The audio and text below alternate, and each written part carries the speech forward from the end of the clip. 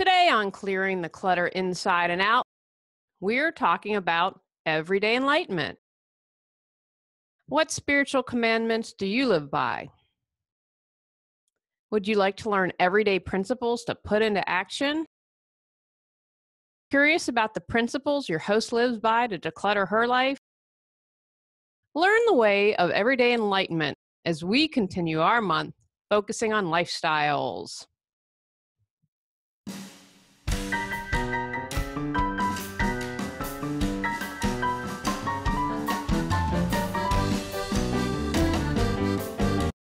Are you ready to clear your clutter and share your gifts with the world? Every Tuesday at 1 p.m., join me on Clearing the Clutter Inside and Out as I teach you how to navigate the waters to declutter your life, get organized, and become more mindful. I'm an award-winning professional organizer, author, and certified life coach, and I destroy the box and examine clutter in all areas. Every episode, I'll give you take action steps that you can easily apply to your life. Come on, let's get started.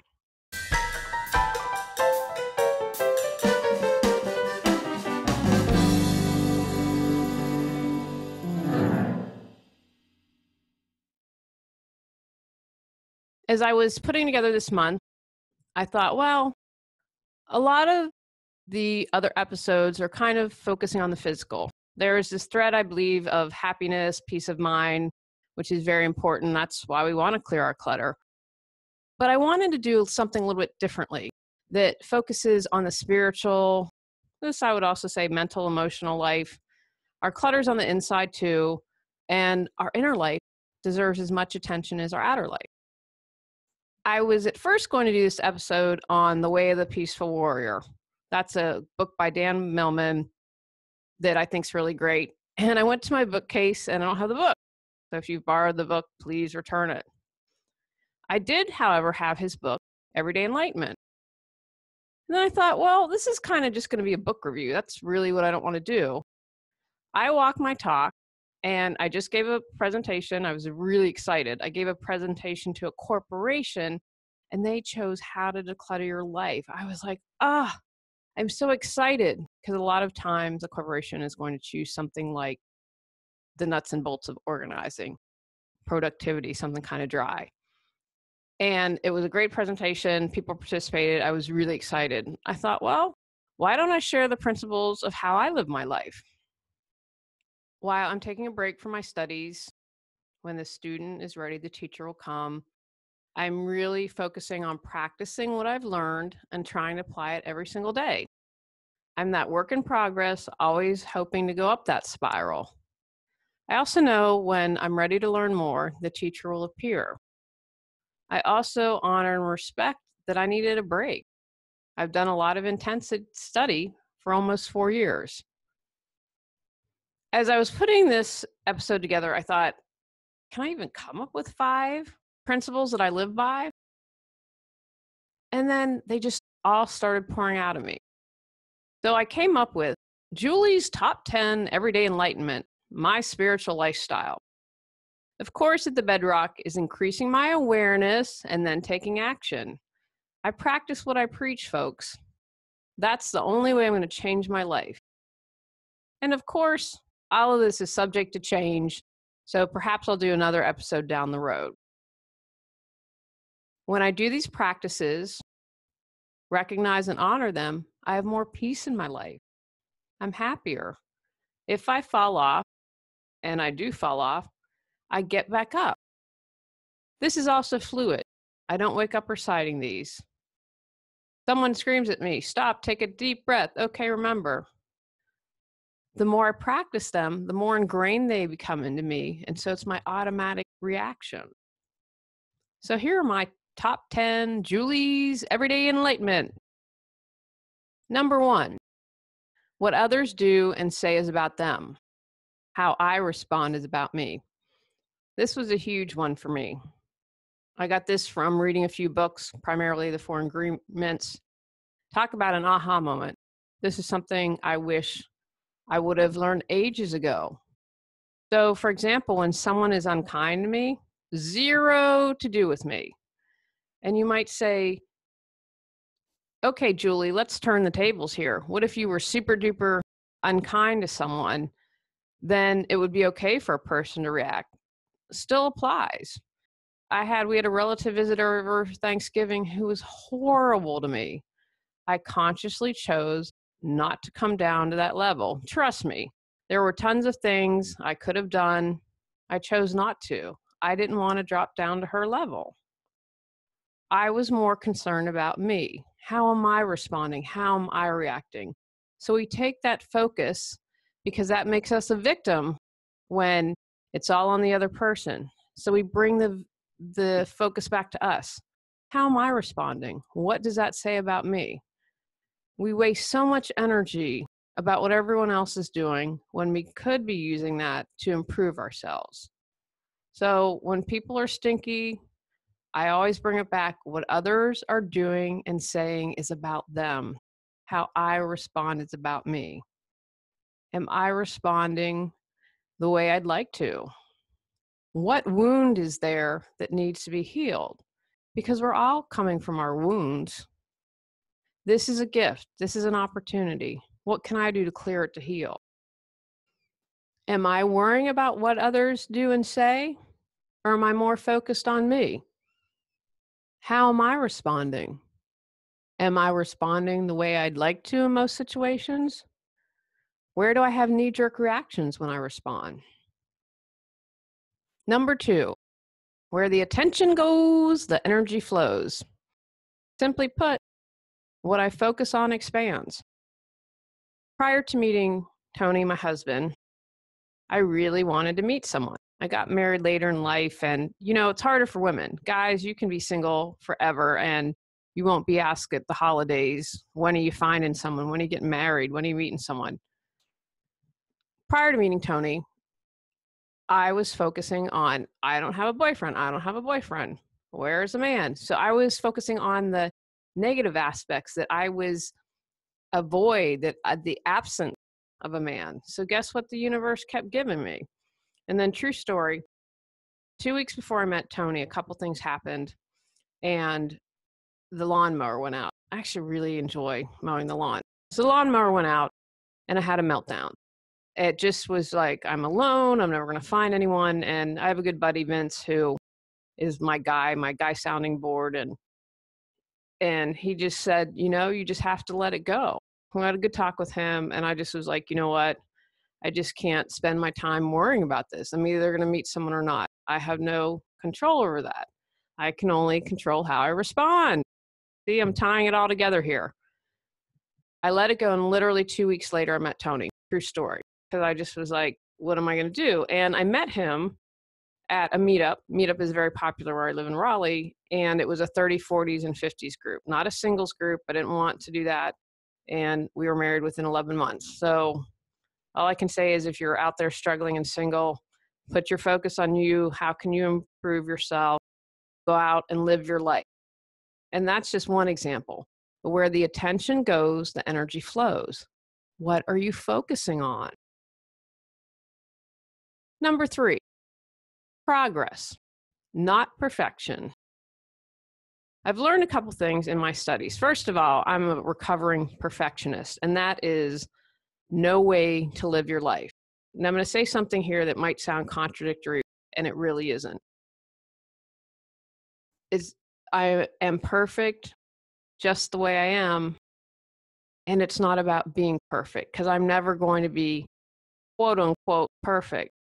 It's about continually making myself better. It's about continually moving forward. I used to see life as this linear, like a straight line across, that I would go from A to B. And that's how we're taught, especially in this very physical 3D world. If I do A, it will get B. And what I've learned in the spiritual world, it doesn't quite work that way. It's more of a spiral. So sometimes I'm going up the spiral, preferably more up than not. And then sometimes I fall down.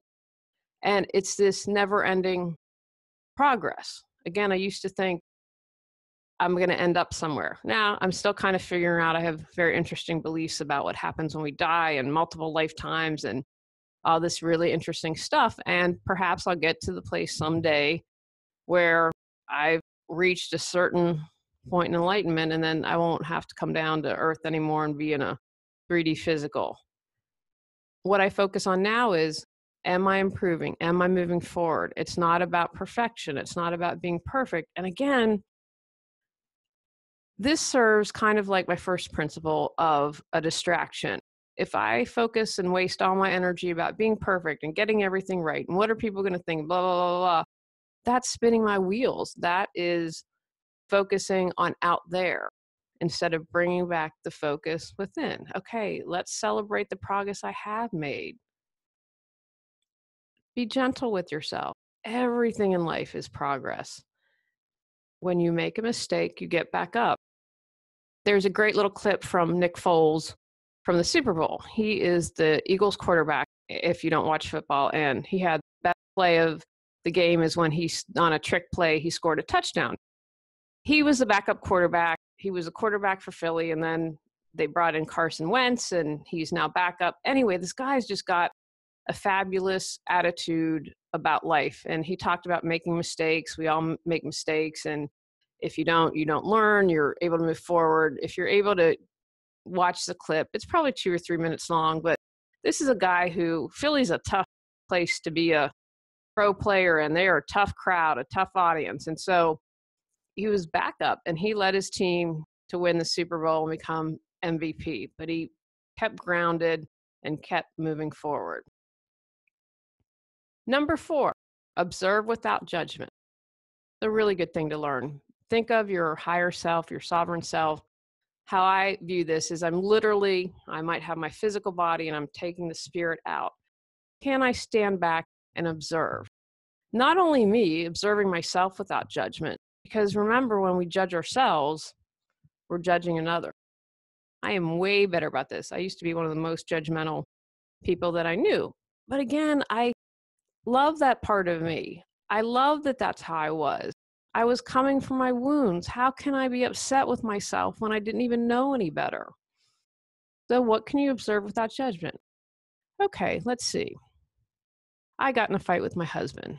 And actually, really, this is just an example. Tony and I think it's because getting married later in life, are able to not scream and yell and have a conversation when we are upset. It's one of the things I truly value in my marriage. So anyway, get in a fight with your husband or your wife, your spouse, your partner, and you go and you inhale a pint of Ben & Jerry's. I do this, just not with Tony. I'm an emotional eater, and I know that it's coming from wounds. I can take a step back. Oh, I ate a pint of Ben & Jerry's. Let's stop for a second. Why was that? Oh, because I got in a fight with my spouse. Okay. Well, what can we do the next time we have a trigger so we don't automatically eat a pint of Ben & Jerry's? All right, well, I think let me see if I can have an accountability partner. Oh, breathing. That's a good one. Let me take 10 deep breaths. Now, how is that? That's kind of observing, you're neutral. That benefits you. The other way, judgment doesn't. OMG, I can't believe it. I just plowed through another pint of Ben & Jerry's. What is wrong with me? I'm such a loser. Every time that I do this, I just eat a pint. I'm just a fat cow. I'm never going to change. My husband hates me, blah, blah, blah, blah. And sometimes you go downward in that spiral, and it's like you can't stop, again, because it's so many times autopilot. And you just beat yourself up, and it becomes ingrained in you. I belong to a Facebook group, and I can't remember if I shared this on another episode. I shared it when I gave the talk because I thought it was a really good example. And I'm on this Facebook group, and there's this woman, and she always complains. She's always a woe is me. And she was saying, I don't want to get the Sunday paper anymore. It's too expensive. And so people were giving her options like go digital. And then someone wrote this really eloquent thing saying, the papers need to be able to charge that. So they have this paper had a really good investigative journal component. And so she said, they need the money, and wasn't a slam against the woman at all. She was giving a perspective on why the newspaper would charge so much. So the woman's response was, I'm a loser. Nothing to do with it. And I was really proud of the woman because she called her out. She said, my post had nothing to do with that. And it's fascinating to watch when people enable, because a lot of people enable this woman, oh, poor you. And like the other woman who called her out and said, I'm not having that. That's on you. Goes back to what others do and say is about you. So social media is a great place to practice it. Start observing, start watching social media, see what you can learn from people.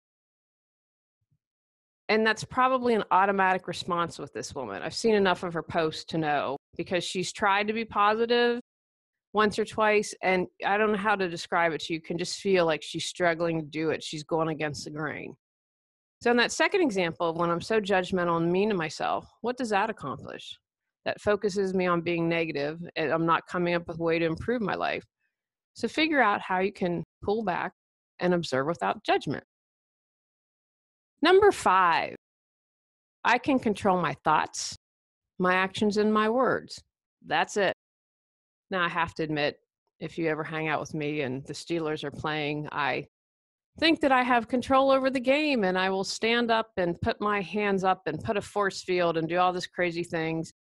My husband had never seen me, he's not a football fan, had never seen me fully crazy on a Steelers fan. The night we met, we went bowling, and then people went out to eat afterwards. And there was a TV show on the Mountaineers. I'm from West Virginia, so Mountaineers were on. And I was really proud of myself. I behaved very well, but it was hard not to scream and shout and dance around. And one night, there was this great game against the Bengals. Yeah, it was the Bengals like 3 or 4 years ago. And the Steelers should not have won. They had a player who just was an idiot and had a personal foul, and the Steelers ended up winning the game. It was crazy. So he came in on the tail end of it, and I'm up running around, putting my force field up, just being a nut job. And he got amusement out of that. And I thought, we're going to be okay if he can deal with that. So as I joke about this, I think I can control it, but I know I really can't. And so I'm also a recovering control freak. I share all this, guys, because with a lot of work and effort, I'm happy. Life's pretty good. Not perfect, pretty good. But it's because I've worked on myself and I've had all these issues. So I'm telling you, no matter where you are in your life, you can change it. So then I focus on what I can control. I can't control when the neighbor acts like an idiot. I can't control when someone cuts me off in traffic. I can't control when someone's going to be mean to it. But I can control my actions and my thoughts and my words. And that's most important to me. And I know that I can control that. So that's where I focus putting the energy and the effort into. Where do you try to control things? I used to try to control everything, thinking that I had the power when I didn't. And again, all this stuff is coming from fear, coming from a wound. If I control this relationship, then I'll never be hurt. Well, it doesn't work out that way. So where are you being controlling? What can you do to change that? Did your New Year's resolution to get organized and clear clutter slip by the wayside? Are you tired of saying you will get organized and clear clutter, but it never happens? When was the last time you did a thorough spring cleaning? Would you like to save money and time while gaining peace of mind? My proven coaching, training, decluttering, and organizing tips can get you where you need to be quickly. Our spring cleaning Facebook mastermind community can support you. Begins April 9th. Come on, join us. Number 6, in every moment I have a choice.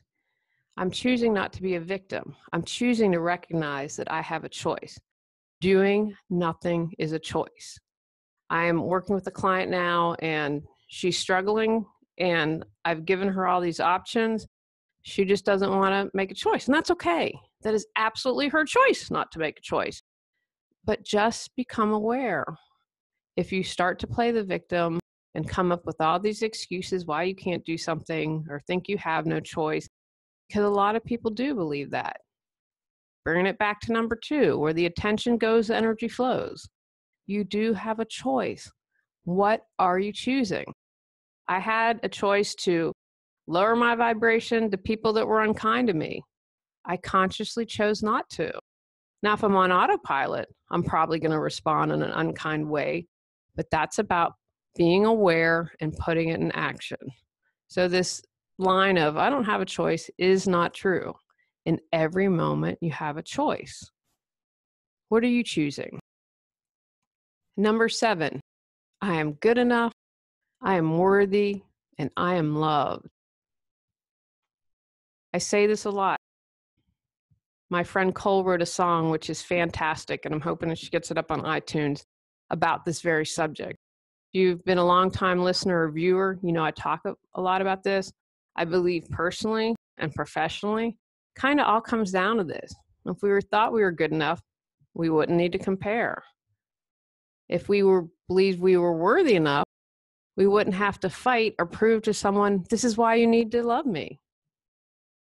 And if we truly believed we were loved, and you can look at that from a perspective of something like God or the universe or someone in your family, that one person, no matter what, that we have one person that loves us, then you'd realize, you know what, I am loved. I do not need to buy love from someone. I don't need to prove that I can be loved.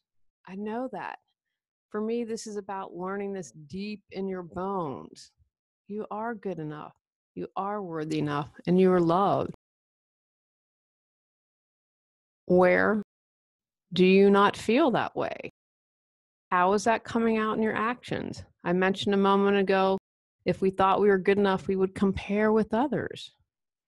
Where are you feeling not good enough, worthy enough, or loved? What actions can you do to move forward? Number 8, how can I be of service? I wake up every morning and ask this, how can I be of service today? Maybe it's giving someone a compliment or smiling at someone that looks like they need a smile, that maybe they're having a rough day. How can I be of service to the cats? How can I help them? How can I be of service to my husband? When you get in this frame of mind, when you come from this place, it makes it different because it's all about everyone else. It's all about the oneness. It's not all about you.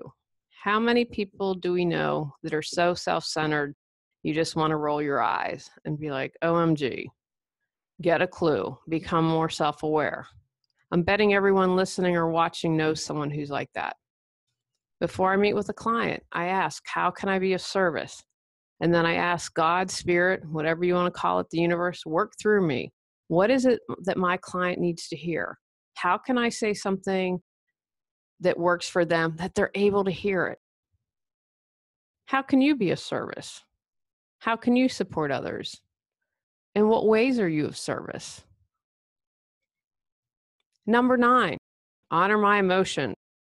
I'm doing this right now. I literally, yesterday in the car, screamed, I yelled, I swore, I told people what I thought of them. Boy, did I feel good afterwards. I've got some stuck, stagnant energy, and it needs to move.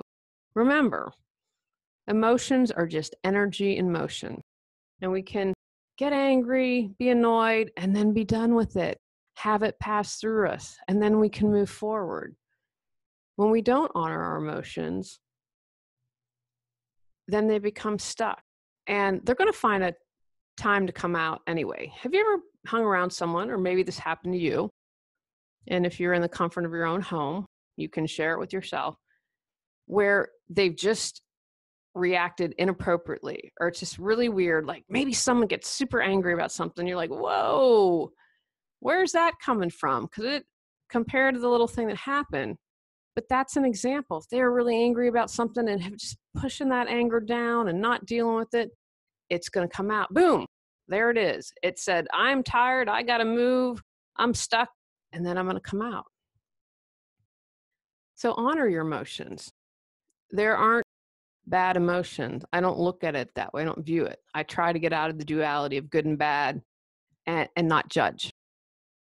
So if you're upset, you're crying, you're frustrated, whatever it is, honor it and feel it.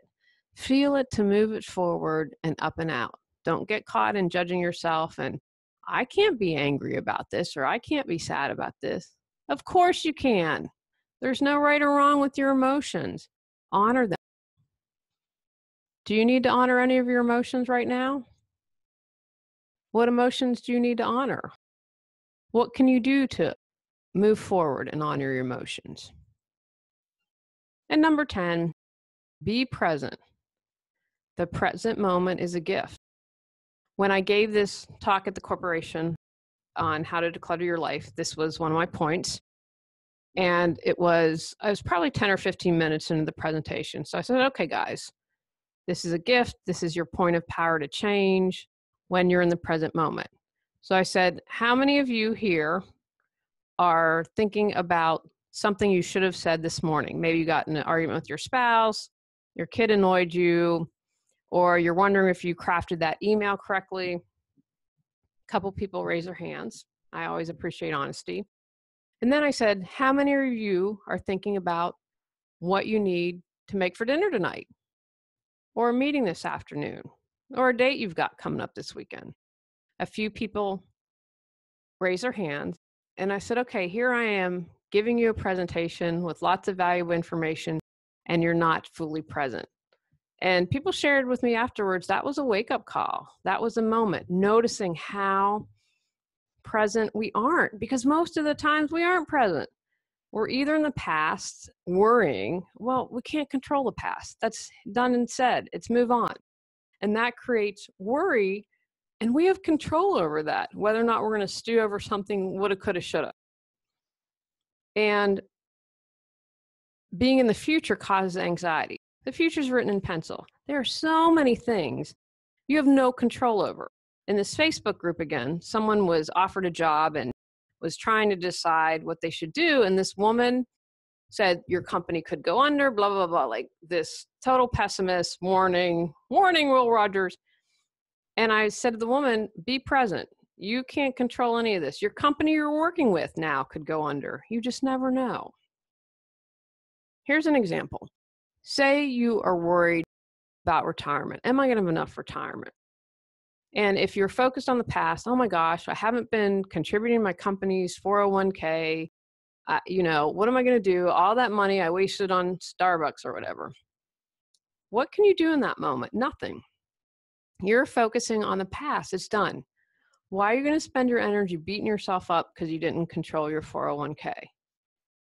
And if you are in the future, I'm not going to have enough to live. What am I going to do? I'm going to be homeless on the street. That's just spinning your wheels. That's just creating more anxiety for you. And a lot of times that's going to paralyze you. But if you're present, guess what? You can take action. That's your point of power to change. Okay. I'm really concerned about retirement. What can I do?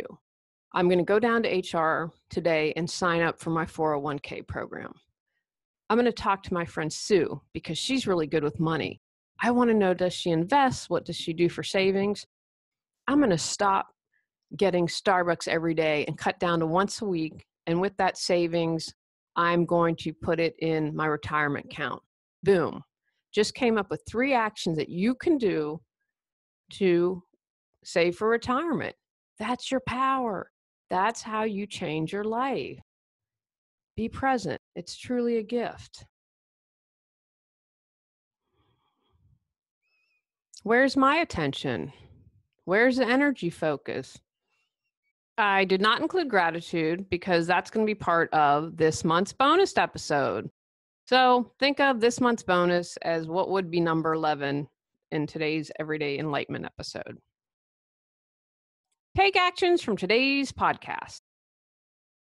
What spiritual principles do you live by? Write them down and put them where you can see them. Record any practices from today that seem like they'd be a good fit.